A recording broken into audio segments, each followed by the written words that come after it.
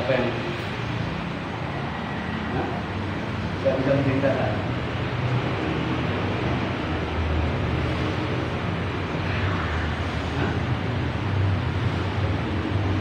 Paling nggak sensasinya saja. Nggak usah menceritakan siapa saya. Bisa? Silakan. Kurang panjang. Kurang maju. Salonnya. Ayo maju dulu.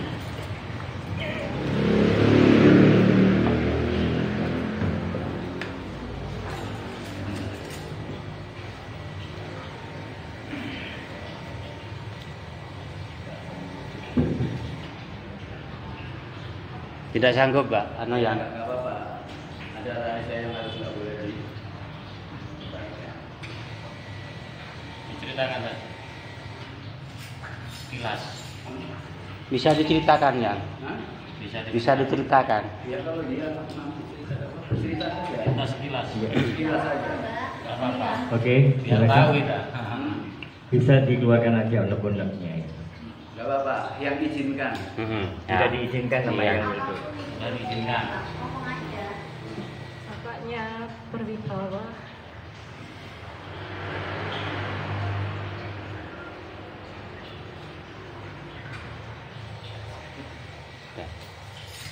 Ya nggak apa-apa. Nggak apa-apa. Sudah nggak sanggup ya.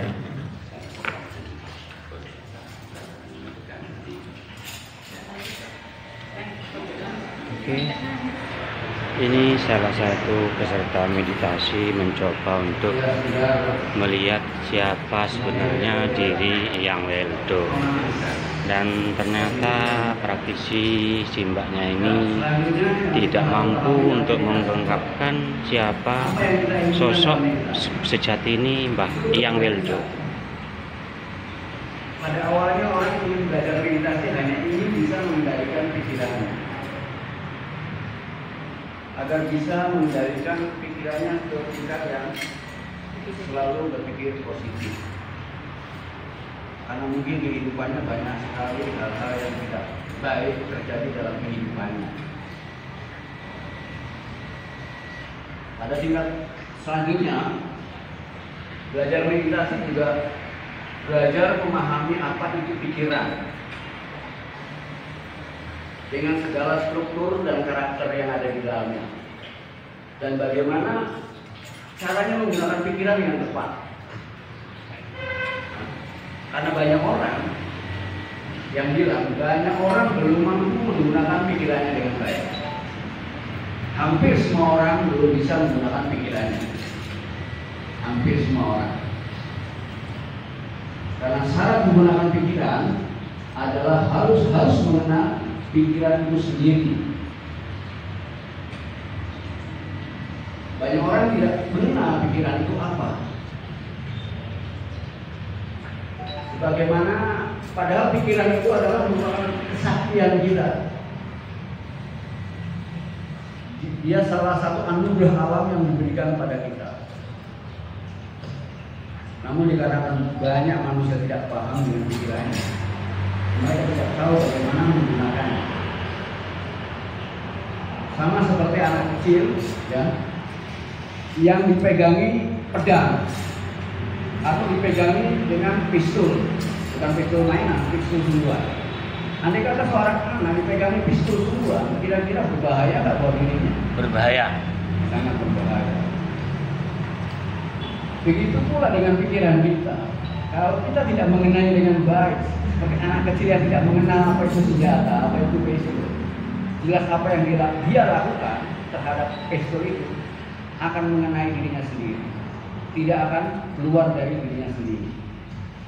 Oleh karena itu, kecelakaan, kesialan, kegagalan ataupun keberhasilan yang ditemui manusia dalam hidupnya adalah karena bagaimana manusia itu mengayunkan pikirannya. Salah ayun, ya luka sendiri. Kalau secara kebetulan ngayunnya benar, ya bagus. Tapi semua yang dialami serba kebetulan, sehingga nggak tahu dari mana ini asalnya. Dan akhirnya kita beranggapan semuanya dari Tuhan. Padahal tidak. semua yang terjadi dalam kehidupan kita hanya refleksi dari gerakan pikiran kita yang ada. Oleh karena itu mengenal pikiran yang baik harus utama. Apalagi yang namanya manusia ada macam otak dalam dirinya, itu harus kenal juga. Orang-orang kan baru mengenal dua otak, otak kanan, otak kiri. Kalau otak kanan, otak kiri itu masih di bagian otak yang disebut dengan korteks cerebrum. Nah, ada otak purba, ada otak mamalia lama dan ada otak mamalia baru. Otak purba ini yang disebut dengan cerebrum. Otak mamalia lama yang disebut dengan limbik. Dan otak manusia ini yang disebut dengan korteks cerebrum. Nah, korteks cerebrum itu terbagi dua, otak kanan dan otak kiri. Nah ini otak kanan, otak kiri ini sangat penting dan banyak manusia nggak tahu bagaimana memadukan keduanya. Kalau kita hanya menggunakan salah satu itu, tidak akan menghasilkan apa-apa. Otak kanan itu luar biasa. Dia mampu menumbuhkan apa saja, dia mampu memproduksi apa saja. Dia liar, tak terkendali. Nah, itu otak kanan. Makanya orang yang dikendalikan otak kanan hidupnya nggak teratur, kacau, bisa jadi jadab. Dan karena dia terlalu banyak dikendalikan otak kanan, akhirnya otak kirinya lemah. Akhirnya dia nggak bisa bicara, dia nggak bisa mengungkapkan apa yang dia lakukan. Itu karena otak kirinya lemah. Karena otak kiri itu yang mampu menceritakan itu otak kiri. Ya, yang mengalami otak kanan. Nah, kalau kedua otak ini disatukan, otak kanan dan otak kiri, itu akan menghasilkan hal yang luar biasa. Tapi keduanya harus dikunci oleh kunci yang sama. Otak kiri harus dikunci, otak kanan harus dikunci, kemudian disatukan. Hasilnya luar biasa. 10 menit. Kalau tidak 10 menit langsung bisa. Nah, yang ini hanya sekedar cerita. Kalau mau serius, lain waktu. Ya. Nah, untuk selanjutnya belajar meditasi tingkat yang lebih tinggi adalah agar kita mampu menembus ke dimensi lain. Dimensi niskala, dimensi batiniah kita, dimensi Tuhan. Sehingga Tuhan tidak lagi hanya sekedar nama yang kita dengar. Tuhan harus kita saksikan, Tuhan harus kita alami. Kita harus membuktikan bahwa berita tentang Tuhan itu ada, harus terbukti. Itu tujuan meditasi tingkat tinggi. Orang yang mau mencapai titik ini, dia akan banyak pengetahuan tentang itu. Tapi juga pengalaman dan pengetahuan itu dua hal yang harus seimbang. Wawasan dan pengalaman itu harus seimbang. Itu bagaikan otak kanan dan otak kiri, bagaikan kepala dengan badan. Ya.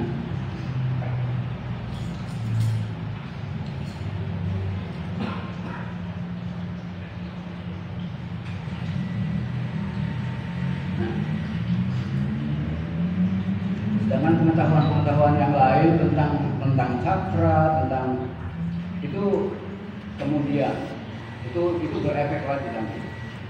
Bahkan cakra yang saya tahu itu ada 22 cakra. Ya, ada 22 cakra. Di tubuh kita ada 7 cakra mayor dengan ratusan cakra minor. Di jiwa kita juga ada 3 cakra mayor dengan 4 cakra minor. Dan di wilayah ruh juga ada cakra mayor, 1 cakra mayor dengan 6 cakra minor.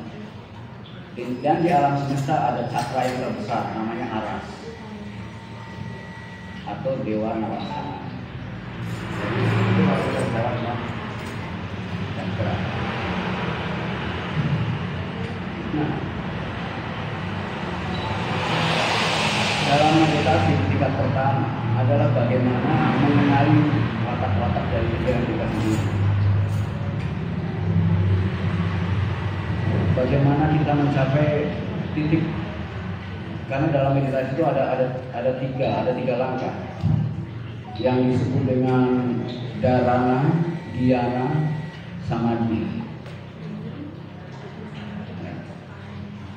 Dharana itu baru pada tingkat konsentrasi. Bagaimana kita memfokuskan pada satu titik dalam waktu tertentu, itu dharana. Sedangkan dhyana itu kita sudah melakukan fokus yang lebih tajam, itu dhyana.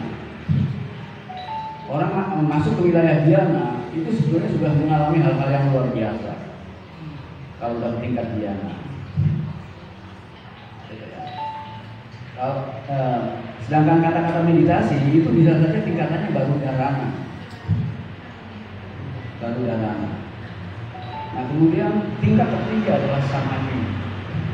Orang Jawa seringkali menyebutnya semedi, tapi konsepnya beda. Semedi itu seolah hanya itu saja, tidak. Samadhi itu dimana orang yang meditasi dengan yang dicari dalam meditasinya mengalami peleburan, sehingga di sana lebur yang namanya subjek dengan objek. Ada penyatuan, tidak ada lagi subjek dan objek. Di sana lebur. Nah, di sana pada akhir itu merupakan langkah pertama kita masuk ke wilayah tertinggi, mencapai keheningan. Dan keheningan itu baru langkah awal, bukan puncak. Tapi seringkali orang menganggap hening itu puncak, bukan. Hening itu baru langkah awal. Tapi bagi para pemula, hening adalah puncak. Ya, hening adalah puncak. Jadi ini harus dicapai dulu. Kemudian kalau kita sudah tahu bahwa yang namanya hening baru langkah awal. Karena dari keheningan itulah kita mampu menata diri kita ke arah yang kita suka, ke arah yang kita mau.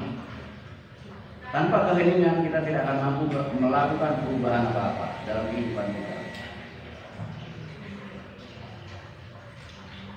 Boleh tanya jawab, karena dia itu bukan ahli ceramah, jadi kalau nggak ada yang tahu, kayak itu seperti alat musik negatif itu nggak mungkin. Dan bukan radio ya, saya begitu. Nah ini sudah radio. Kalau ngomong murni terus kan, ya nggak ini. Nah, silakan ada yang mau bertanya.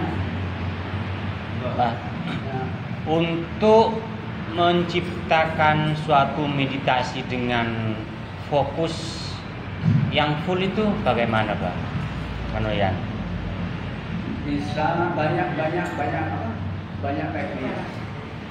Mungkin kita bisa fokus mengikuti keluar masuknya nafas, ya, keluar masuknya nafas. Atau kita bisa mendengarkan lagu-lagu. Kalau kita mendengarkan lagu-lagu itu hanya membuat otak kiri saja menjadi baik, menjadi tenang. Karena semua yang mengeluarkan suara itu hanya untuk otak kiri, bukan otak kanan. Ya, tapi otak kiri yang tenang itu akan menolong otak kanan untuk menerima. Karena otak kanan itu tidak akan bisa menerima selama otak kiri ini ramai. Syukur-syukur kedua otak ini bisa digabungkan. Kalau digabungkan luar biasa. Jadi indigo itu bukan kelahiran, bisa dijual. Tidak peduli anak kecil orang tua bisa. Cuma sekarang saya nggak ingin ngajar yang itu. Ya sebagai wawasan aja. Terus tanya. Jadi bisa seperti itu ya. Iya. Atau bisa juga melakukan yang namanya, kalau dalam Buddha itu ada vipassana. Tapi vipassana itu dilakukan dalam 10 hari. 10 hari kerjanya hanya mengamati diri saja. Mengamati diri. bisa mengamati bagian luar atau bagian dalam, itu bukan dikasih. Ya paling apa? Sederhananya mengamati salah satu, mungkin cara nafas kita masuk,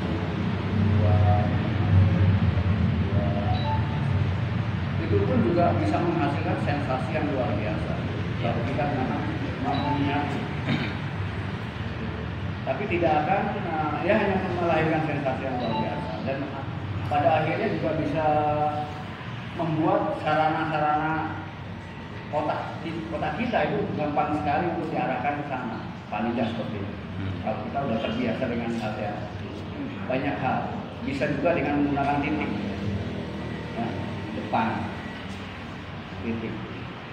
Tapi kan kalau selama ini saya ini pejam mata, Pak, jadi cuman mengikuti ini alur nafas.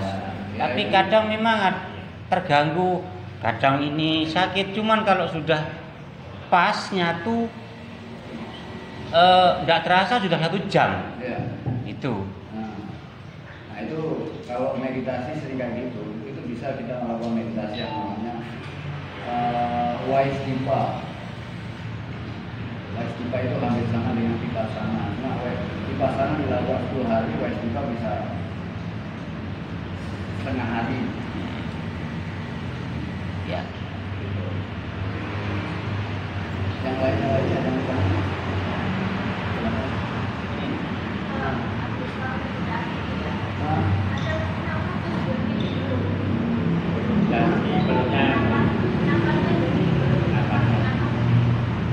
Tiba-tiba berhenti sendiri. Tiba-tiba berhenti sendiri ada napasnya. Pada waktu tarik napas, tiba-tiba tidak. Tarik napas biasa, tapi begitu mulai meditasi langsung begitu. Oh berarti ada sesuatu hal yang harus ada sumbatan. Harus dipahami dulu kenapa pada saat berdiri perut apanya itu? Pada saat tapi kalau suruh nafas lama kuat. Kalau mau suruh nggak nafas berat. Terus kalau nahan nafas lama itu nahannya di mana? Ya maksudnya kalau seperti dunia tarik nafas terus nahannya itu lama. Iya di mana? Nahannya di mana? Iya makanya di sini lah harus tahu nahannya di mana.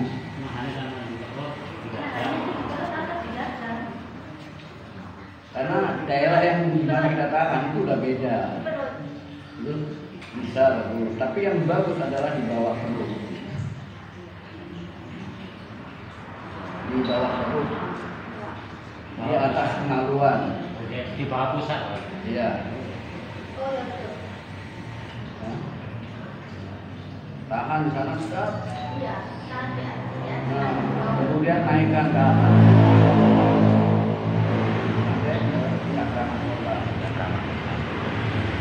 Tahan, naikkan ke atas. Kalau mampu masuk ke wilayah itu, maka menjadi sesuatu yang luar biasa. Tapi kalau masih langkah-langkahnya masih hanya sebatas fisik, ya efeknya hanya dengan fisikal. Fisik banget. Nah, baru dia kemaluan. Dan untuk membuktikan bahwa cara menahan kita benar, pada waktu napas itu kita tahan di sini, kita bicara, ini nggak hilang. Kita bisa bicara, tapi tidak hilang. Betul. Kalau waktu bicara dia hilang, berarti bukan di bawah. Apalagi kalau nahannya di dada, itu bisa langsung pusing karena ngarahnya ke gitu. Jadi belajar menahan di bawah perut yang baik.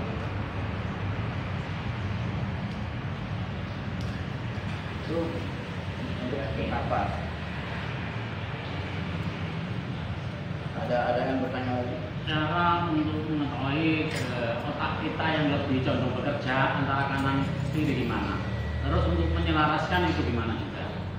Untuk menyelaraskan itu jelas ada rahasianya. yaitu di tangan saya. Gimana? Untuk menyelaraskan itu ada di tangan saya. Gitu. Jadi ada cara-cara khusus. Yang jelas keduanya harus diselaraskan karena keduanya. Jadi otak kanan, otak kiri itu bagaikan petani. Otak kanan itu sawahnya. Nah, Yang menerima berarti intinya otak. kalau sampai hanya di otak kiri terus sama dengan petani dengan banyak benih, tapi nggak punya sawah, nggak jadi apa-apa. Itu sama dengan orang hanya berkhayal saja, Iya. hanya berkhayal, nggak pernah akan jadi apa-apa khayalnya. Itu kalau otak kanan tanpa otak kiri tanpa otak kanan. Begitu pula otak kanan kalau dibiarkan tanpa otak kiri, maka di sana akan tumbuh segala macam tumbuhan yang liar. Ya kan? Kalau ada petani kan yang ditanam jelas. Makanya orang jadak itu bisa liar kenapa? Tidak Yang seimbang. tumbuh kacau. Hah? Tidak seimbang. Ya seimbang. Ya dia mampu mengalami yang aneh-aneh, tapi kan nggak bisa dijelaskan pada orang lain. Mm-mm. Ini oleh karena itu keduanya harus disinkronkan. Nah untuk mensinkronkannya harus disinkronkan oleh satu hal. Dan satu hal ini merupakan hal-hal yang sangat universal. Karena begitu terjadi penyatuan otak kanan otak kiri, itu menembus ke dimensi kanan dan harus ada penjamin. Tanpa penjamin masuk ke wilayah itu bisa tersesat. Dalam arti harus ada guru, pembimbing. Ada pembimbing, ada password. Guru akan memberikan password. Hanya ada 7 orang aja yang pegang password ini. Termasuk jenengan. Insya Allah. Ya, insya Allah. Hanya ada 7 orang yang pegang password. Dan setiap orang punya pegang satu-satu kunci. Dan ketujuh orang ini hanya memiliki nama tunggal. Artinya namanya tidak ada duanya. Nama sejatinya maksudnya. Iya, nama sejatinya. Dan kemudian wajahnya dikenal di ketiga alam. Sampai di alam Tuhan dikenal. Sehingga dia mampu menjadi penjamin. Karena masuk ke wilayah itu ya beresiko. Tapi kalau sampai mau beresiko ya nggak apa-apa. Orang namanya belajar sepeda, ambil ya nggak apa-apa. Lama-lama kan pintar. Ya lecet-lecet sedikit. Belajar meditasi ya bisa meditasi. Jadi meditasi bisa